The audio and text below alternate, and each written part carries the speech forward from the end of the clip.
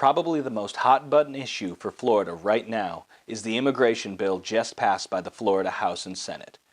Over the last few days, I've sat in a Zoom meeting with Speaker Perez and a press conference with Governor DeSantis about this bill. More importantly, I have read all 84 pages of this bill.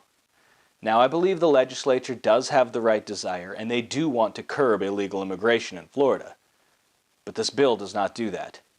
Governor DeSantis should veto it for 3 reasons. First, it puts the Commissioner of Agriculture in charge of immigration enforcement.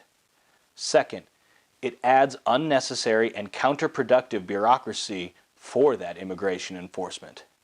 And third, it does not create the enforcement mechanisms we desperately need. Of the 84-page bill, 45 pages are devoted to either giving the Commissioner of Agriculture immigration enforcement powers or taking any immigration powers away from positions other than the Commissioner of Agriculture. That is over half the document.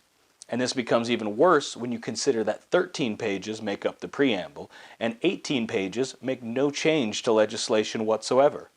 That leaves us with about 85% of this bill related to giving immigration enforcement power to the Commissioner of Agriculture. So make no mistake, the primary purpose of this bill is not improving immigration enforcement.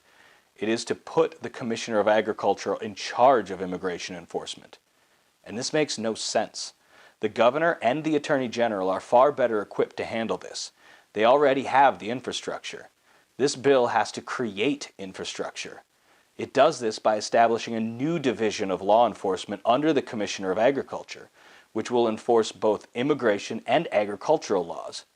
To do this, they need to hire 149 full-time positions to even begin their work, where on the other hand, both the Governor and the Attorney General have law enforcement ready to go right now.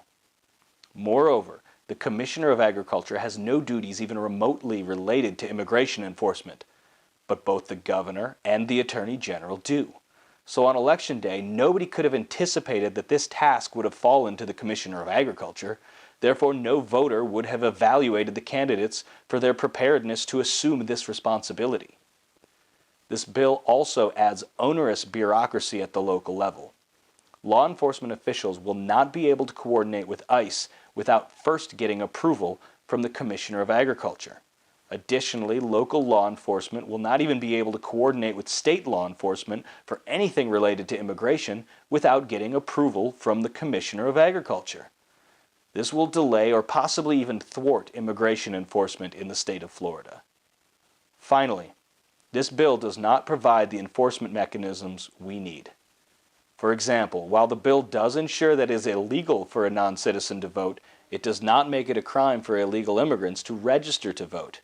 This is critical not only for immigration enforcement, but for election integrity. It also places no enforceable duty on law enforcement to comply with federal immigration laws. It does increase penalties for crimes committed by illegal immigrants and does provide significant funding. But these few good things do not outweigh the bad. The Governor must veto this bill, and I hope that he, the Speaker of the House, and the President of the Senate can get into a room and find a compromise to create an effective bill worthy of the hardworking citizens of Florida. Thank you, and God bless.